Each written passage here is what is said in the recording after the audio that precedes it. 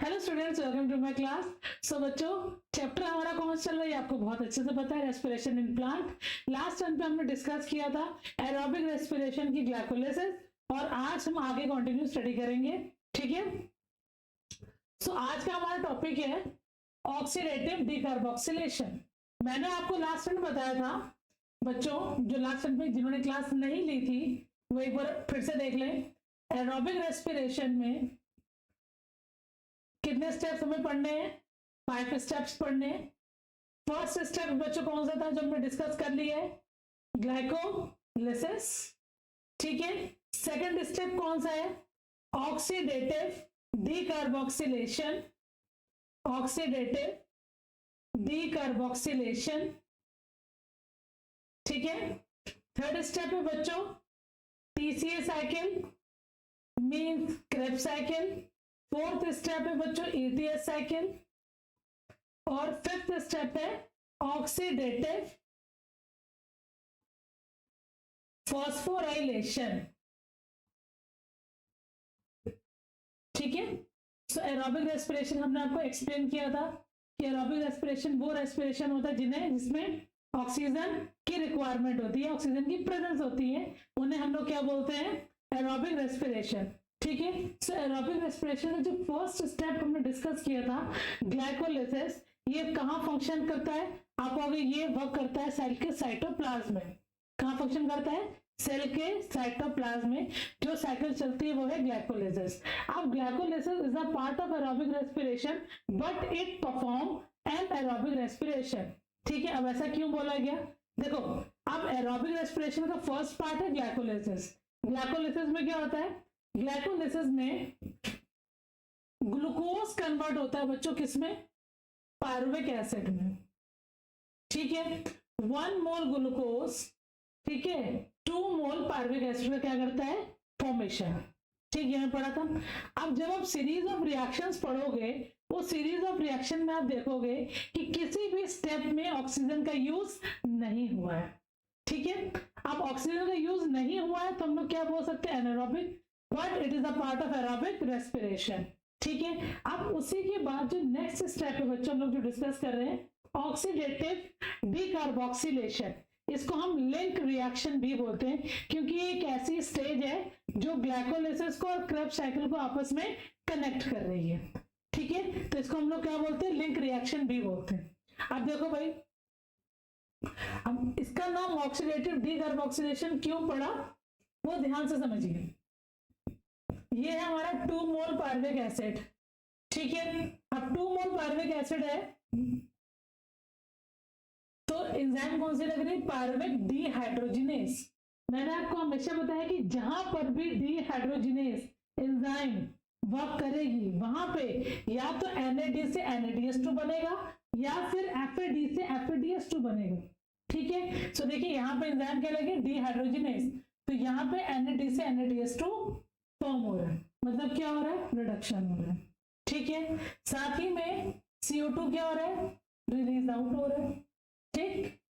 Half O2 से water का formation हो रहा है और कोएंजाइम A ऐड हो रहा है, तो किसका फॉर्मेशन हो गया? एसिटिल कोएंजाइम A का। ठीक है। अब नाम क्या है इस रिएक्शन का? Oxidative decarboxylation. ठीक है। अब ऑक्सीडेटिव वर्ड क्यों यूज किया गया? क्योंकि it is a part of aerobic respiration. और इस प्रोसेस में परफॉर्म क्या हो रहा है? आप कहोगे CO2 रिलीज आउट हो रहा है, इसलिए यहाँ पे टर्म क्या बोला गया? डीकार्बोक्सिलेशन। ठीक है। अगर CO2 ऐड होगा तो हम क्या बोलेंगे? कार्बोक्सिलेशन। बच्चों पर यहाँ पे CO2 क्या हो रहा है?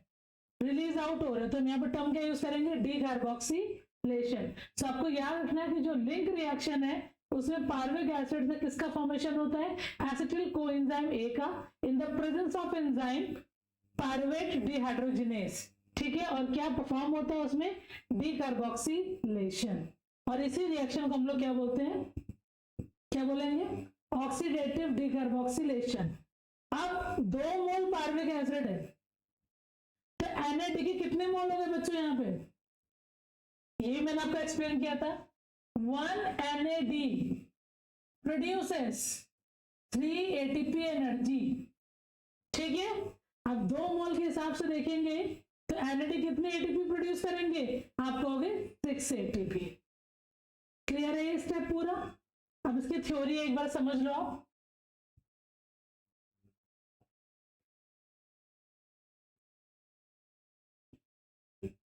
देखो भाई, अब इसकी थ्योरी देखो, जो जो मैंने अभी आपको बोला वो सारी चीजें यहां मेंशन है, ठीक है। देखिए, फॉर्मेशन ऑफ एसिटिल कोएंजाइम को ही बच्चों हम लोग क्या बोल रहे हैं, हम लोग बोल रहे हैं लिंक गेटवे रिएक्शन। मैंने आपको अभी बताया इसको क्या बोलते हैं हम लोग, लिंक रिएक्शन। ये ऐसी लिंक रिएक्शन है जो ग्लाइकोलाइसिस को और क्रेब्स साइकिल को आपस में कनेक्ट कर रही है, ठीक है। देखें, after glycolysis in aerobic organisms, जितने भी ऑर्गेनिजम्स ऑक्सीजन की प्रेजेंस में रिएक्शंस परफॉर्म करते हैं उन्हें हम लोग क्या बोलते हैं, एरोबिक ऑर्गेनिजम्स, ठीक है। Pyruvate molecule means pyruvic acid. बच्चों पायरुविक एसिड को आप पायरुवेट भी बोल सकते हो, ठीक है। So pyruvate molecule are decarboxylated to form acetyl coenzyme A and CO2, ठीक है। एसिटिल कोएंजाइम ए बनेगा तो कौन सी चीज या कौन सी गैस रिलीज आउट हो रही है, CO2। क्लियर हो गया। अब ये रिएक्शन दी हुई है, देखिए रिएक्शन ये है बच्चों पायरुविक एसिड, ठीक है, जिसको हमने पायरुवेट लिखा हुआ है। अब इसमें कोएंजाइम ASH ऐड हो रहा है, रिडक्शन परफॉर्म हो रहा है, NAD से NADH2 का फॉर्मेशन हो रहा है, साथ में TPP लाइपोएट और FAD का यूज हो रहा है, ठीक है। क्लियर है। एंजाइम कौन सी लग रही, pyruvate dehydrogenase complex means pyruvate dehydrogenase E1 E2 E3, ठीक है। ये तीनों लग रही है, किसका फॉर्मेशन हो रहा है, एसिटिल कोएंजाइम ए का। क्लियर है। साथ में कौन सी गैस रिलीज आउट हो रही है, CO2। क्लियर है, समझ में आ गया इतना आपको।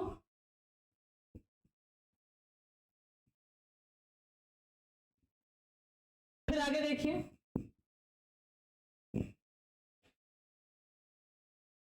When respiration is aerobic, pyruvic acid जो है बच्चों वो ऑक्सीडाइज हो गया है, किसका फॉर्मेशन कर रहा है, एसिटिल कोएंजाइम ए।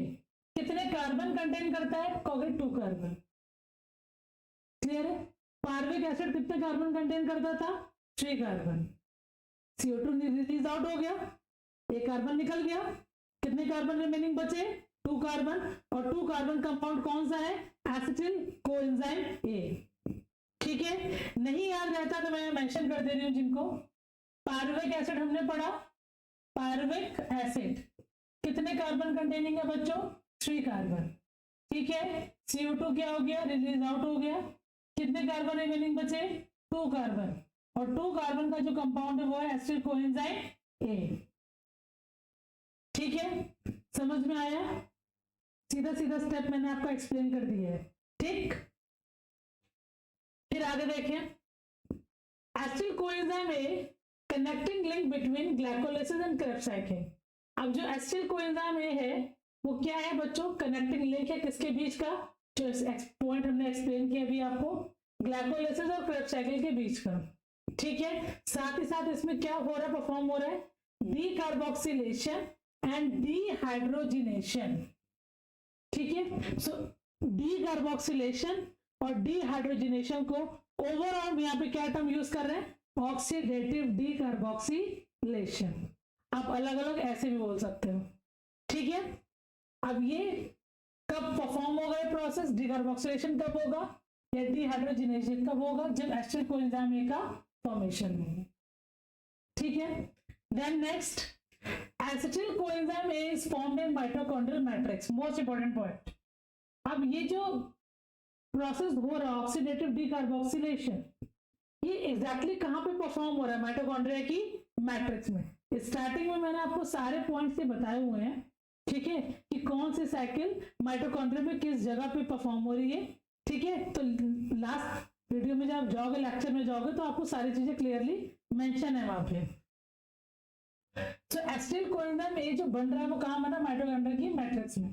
कौन सी एंजाइम यूज हो रही है, पायरुवेट डिहाइड्रोजिनेस, ठीक ठीक है, क्या क्या यूज हो रहा है, तो क्वेश्चन ये भी आता है एमसीक्यू में कि कौन सी आयन की प्रेजेंस में हो रहा है, तो magnesium ion, La, lipoic acid, TPP, thiamine, pyrophosphate, NAD, coenzyme A। ठीक है, क्लियर है सारी चीजें बच्चों।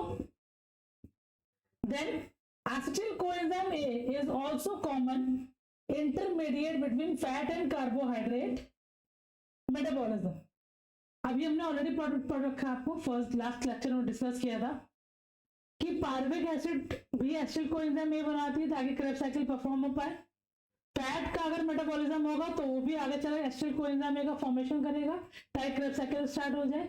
प्रोटीन का अगर मेटाबॉलिज्म होगा तो वो भी एसिटिल कोएंजाइम ए बनाएगी ताकि क्रेब्स साइकिल स्टार्ट हो पाए। ठीक है, क्लियर है, इतना समझ में आ रहा है।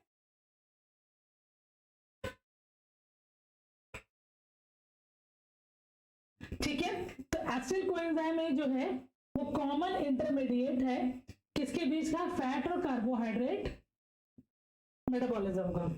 अब लास्ट टाइम मैंने आपको बताया था, लास्ट लेक्चर में क्या बताया था, मैंने आपको ये बताया था कि अगर हमारी बॉडी में फैट और कार्बोहाइड्रेट क्या करते हैं, यूज होते हैं एज अ सबस्ट्रेट, तो उस रेस्पिरेशन को बच्चों हम लोग क्या बोलेंगे, फ्लोटिंग रेस्पिरेशन, राइट। बट अगर हम प्रोटीन को यूज करेंगे एज अ सबस्ट्रेट तो रेस्पिरेशन को हम लोग क्या बोलेंगे, प्रोटोप्लाज्मिक रेस्पिरेशन। ठीक है, अब रेस्पिरेशन कोई भी हो, चाहे फ्लोटिंग हो चाहे प्रोटोप्लाज्मिक हो, ठीक है, रेस्पिरेशन के टाइम पे तीनों फैट हो, कार्बोहाइड्रेट हो, प्रोटीन हो, तीनों का जो इंटरमीडिएट प्रोडक्ट है वो कौन सा है, एसिटिल कोएंजाइम ए, क्रेब्स साइकिल को स्टार्टअप करने के लिए। तो ये चीज क्लियरली याद रखिएगा। ठीक, अब नेक्स्ट देखिए फटाफट, अगला पॉइंट देखिए, ऑक्सीडेटिव डीकार्बोक्सिलेशन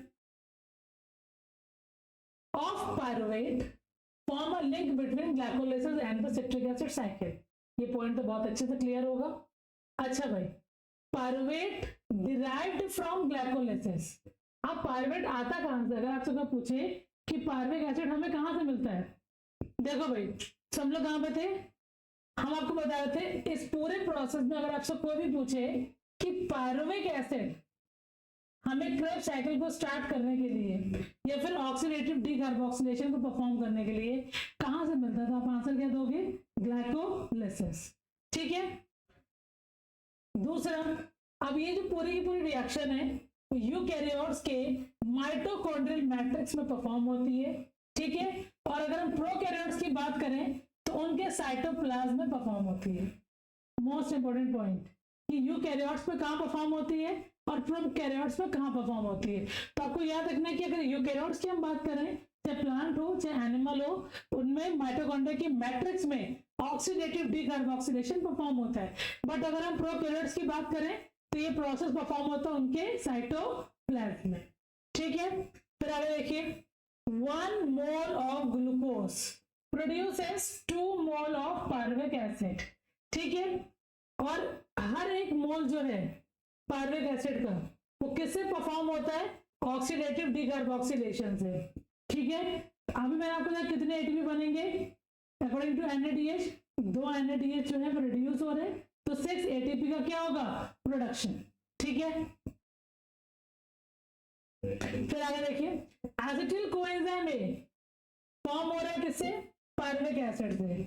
ठीक, फैटी एसिड मेटाबॉलिज्म से और अमीनो एसिड पाथवे से, जो मैंने आपको अभी बताया। फैट का मेटाबॉलिज्म हो, ठीक है, फैट का मेटाबॉलिज्म होगा तो यहाँ पर टर्म क्या यूज करेंगे, फैटी एसिड मेटाबॉलिज्म। ठीक है, प्रोटीन का मेटाबॉलिज्म हो तो आप लिख सकते हो अमीनो एसिड पाथवे। ठीक है, कार्बोहाइड्रेट का मेटाबॉलिज्म हो तो आप लिख सकते हो पायरुवेट ऑक्सीडेशन। ठीक है, अब ये तीनों ही किसका फॉर्मेशन कर रहे हैं, एसिटिल कोएंजाइम ए का, तब जाके एंटर करेंगे किसमें, citric acid cycle also known as Krebs cycle. सारे पॉइंट मैंने आपको ब्रीफली एक्सप्लेन कर दिए हैं, मेरे हिसाब से आपको कोई डाउट नहीं होना चाहिए, फिर भी डाउट हो तो मेंशन कर देना बच्चों। ठीक है, अब आगे देखो, अब हमारी स्टार्ट हो रही है बच्चों कौन सी साइकिल, क्रेब्स साइकिल। इसके जितने इंपॉर्टेंट पॉइंट है ध्यान से सुनिएगा, नोट कर लीजिएगा। देखिए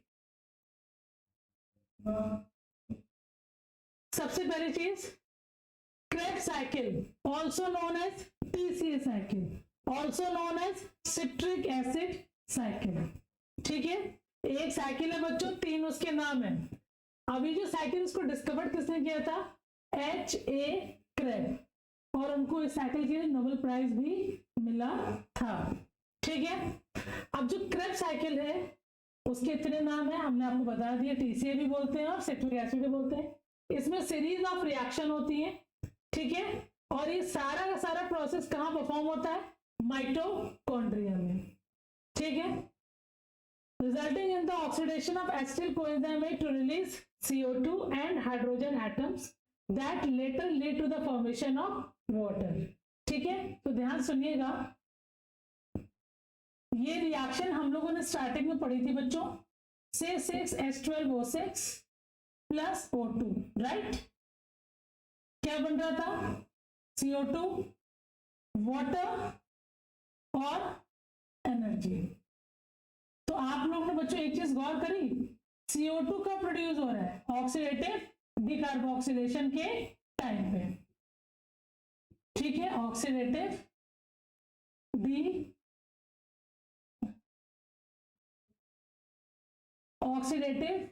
डिकार्बोक्सिलेशन, ठीक, प्लस CO2 और कब रिलीज होगा? जब क्रेब साइकिल परफॉर्म हो। लेकिन वाटर कब रिलीज होगा? वाटर आपको मिलेगा जो रिलीज होता हुआ, वो आपको मिलेगा ईटीएस साइकिल में प्रॉपर, और एनर्जी प्रोड्यूस होगी ऑक्सीडेटिव फॉस्फोराइलेशन में। तो 3 स्टेप है, ठीक है, CO2 रिलीज होगा ऑक्सीडेटिव डिकार्बोक्सिलेशन और क्रेब साइकिल में, वाटर रिलीज होगा कब? ईटीएस साइकिल में, और एनर्जी कब प्रोड्यूस होगी प्रॉपर? ऑक्सीडेटिव फॉस्फोराइलेशन में। ठीक है, फिर आगे देखिए, तो यही पॉइंट यही बोल रहा है कि सबसे पहले CO2 रिलीज होता है, हाइड्रोजन एटम रिलीज होते हैं, और बाद में फॉर्मेशन ऑफ वाटर भी होता है। क्लियर?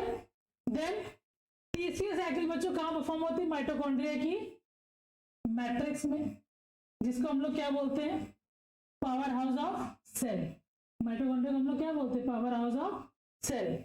ठीक है, सारे के सारे जो एंजाइम्स हैं, ठीक है, सारे के सारे एंजाइम, ये सारी आपको मैट्रिक्स में मिल जाएगी, सिर्फ एक को छोड़ के। कौन सी एंजाइम है? Succinic dehydrogenase. ये कहां मिलेगी आपको?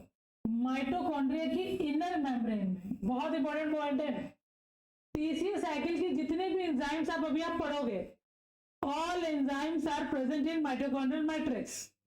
बस एक एंजाइम है जिसको हम लोग बोलते हैं मार्कर एंजाइम, वो आपको मिलेगी माइटोकॉन्ड्रिया की इनर मेम्ब्रेन में। एंजाइम का नाम क्या बच्चों? Succinic dehydrogenase. ठीक है, क्लियर है? सो एमसीक्यू वाला क्वेश्चन है बच्चों कि सक्सेनिक डिहाइड्रोजिनेज जो है वो कौन सी एंजाइम है, या मार्कर एंजाइम किसे कहते हैं, और मार्कर एंजाइम कहां प्रेजेंट होती है? माइटोकॉन्ड्रिया में। So we remember. Next, Kreb cycle begins by the formation of citric acid. Kreb cycle की शुरुआती होती सबसे पहले किसका फॉर्मेशन होता है? सिट्रिक एसिड का। इसीलिए साइकिल को नाम क्या दे दिया गया? Citric acid cycle. ठीक है, क्लियर है? तो पहले आप साइकिल समझो, फिर आपको बाकी चीजें क्लियर हो जाएंगी। देखो बच्चों, ये है साइकिल, ध्यान से देखना फटाफट। देखो, एसिटिल कोएंजाइम में फॉर्म हुआ, ठीक। अभी एसिटिल कोएंजाइम के पास कितने कार्बन है? आपको 2 कार्बन, ठीक है। और ये क्या है बच्चों? Oxalo acetate. इसके पास कितने कार्बन है? 4 कार्बन है। अब दोनों आपस में जब रिएक्ट करेंगे in the presence of enzyme citrate synthetase, क्या फॉर्म करेंगे? सिट्रेट या फिर सिट्रिक एसिड। कितने कार्बन कंटेन करेगी? 6 कार्बन। क्लियर है बच्चों? देन एंजाइम लगेगी एकोनिटेज, और किसका फॉर्मेशन होगा? आइसो सिट्रिक एसिड का। ठीक है, देन क्या रिलीज आउट हुआ, CO2, ठीक, और साथ साथ में क्या हो रहा है, रिडक्शन। अभी आपको थोड़ी देर पहले मैंने बताया था जिस जगह पे भी डिहाइड्रोजिनेज आ जाए आप समझ लीजिए वहां पे क्या हो रहा है, रिडक्शन। NAD से किसका फॉर्मेशन हो रहा है, NADH का। देन किसका फॉर्मेशन होगा, अल्फा कीटोग्लूटारिक एसिड।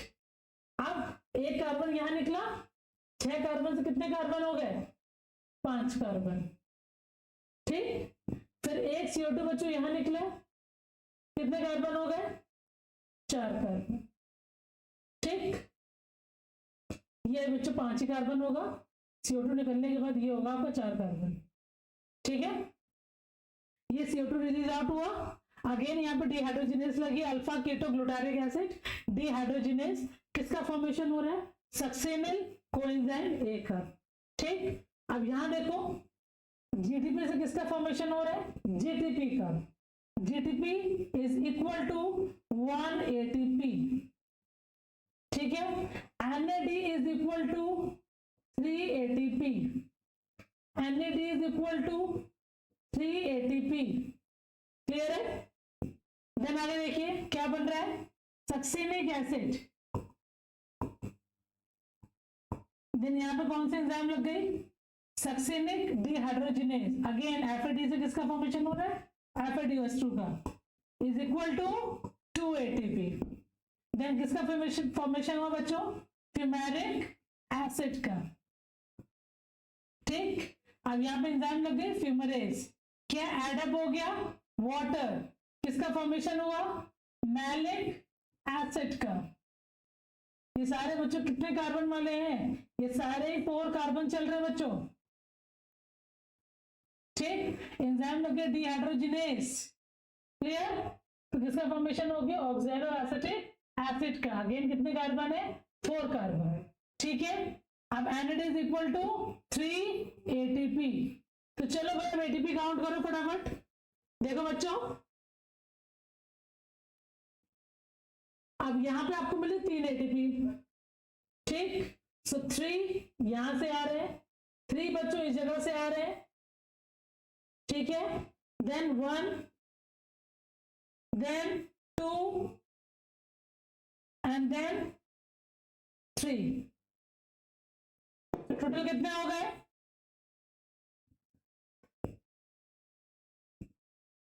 ये टोटल आपको दिख रहा है कितने ATP, 12 ATP, क्लियर है। ये क्रेब्स साइकिल से प्रोड्यूस हुए, 1 क्रेब्स साइकिल से कितने ATP प्रोड्यूस हुए, 12, ठीक है। अब ऐसी साइकिल सेम रिपीट होगी, क्योंकि कितने मोल बने हैं,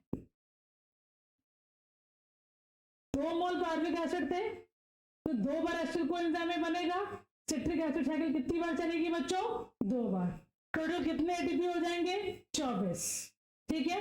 ऑक्सीडेटिव डीकार्बोक्सिलेशन हमने कितने प्रोड्यूस किए थे, 6, 24 + 6 30 ATP टोटल प्रोड्यूस होते हैं बच्चों, ठीक है, क्लियर। ये हो गई आपकी पूरी की पूरी क्रेब्स साइकिल, ठीक है। सो अगर आपसे पूछे कि इनके प्रोडक्ट क्या क्या है, तो ATP प्रोड्यूस हो रहा है, NADH प्रोड्यूस हो रहा है और FADH प्रोड्यूस हो रहा है, ये है इनके एंड प्रोडक्ट्स, क्लियर। अब एक पॉइंट देख लो नीचे वाला जो आपको मैंने कहा था कि पहले हम साइकिल डिस्कस करेंगे उसके बाद हम डिस्कस करेंगे, तो देखो भाई, so Krebs cycle begins by the formation of citric acid and oxaloacetic acid is the acceptor molecule of acetyl coenzyme A। तो ये बच्चों ये क्वेश्चन एग्जाम में आता है कि सिट्रिक एसिड साइकिल को वर्क कराने के लिए एक्सेप्टर मॉलिक्यूल कौन सा है, तो oxaloacetic acid is the acceptor molecule to perform Krebs cycle, ठीक है, क्लियर। ऑक्सीडेशन कहां कहां पर हो रहा है, 4 साइड पे हो रहा है, वो मैंने आपको अभी बता दिया। 3 जगह तो NADH बन रहा है, 1 जगह FADH बन रहा है और एक GTP बन रहा है, ठीक है। तो टोटल 12 ATP प्रोड्यूस हो रही है, हमने काउंट भी कर लिए, ठीक है। देन साइकिल हमने पूरे डिस्कस कर लिए। फिर भी अगर आपको कोई डाउट हो तो आप जरूर पूछ लीजिए। फिर देखिए आगे, ये पॉइंट पे वही है, आपको क्रेब्स साइकिल के प्रोडक्ट्स पूरे हमने डिस्कस कर लिए। अब एक चीज आपको जो समझनी है वो क्या है, वो देखो, सबसे पहली चीज 1 NADH, ठीक है, are formed from a molecule of pyruvic acid in the oxidative decarboxylation of pyruvic acid to acetyl coenzyme A। ये भी हमने आपको बता दिया था कि जब साइकिल की स्टार्टिंग होगी तो लिंक रिएक्शन आएगी। लिंक रिएक्शन में टोटल कितने एटीपी प्रोड्यूस होते हैं? आपको अगर 3 एटीपी, क्योंकि 1 NAD वहां पे रिड्यूस होके NADH2 का फॉर्मेशन कर रहा है। ठीक है, क्लियर है? सो ये चीज जो है, ये जो लाइन है, ये सेंटेंस आपको यही चीज बोल रहे हैं। सो ओवरऑल 12 एटीपी प्रोड्यूस होंगे क्रिब्स साइकिल से और 3 एटीपी हमें मिलेंगे ऑक्सीडेटिव डिकार्बोक्सिलेशन से, जिसको हम लोग क्या बोलते हैं बच्चों? गेटवे रिएक्शन या फिर लिंक रिएक्शन। ठीक है,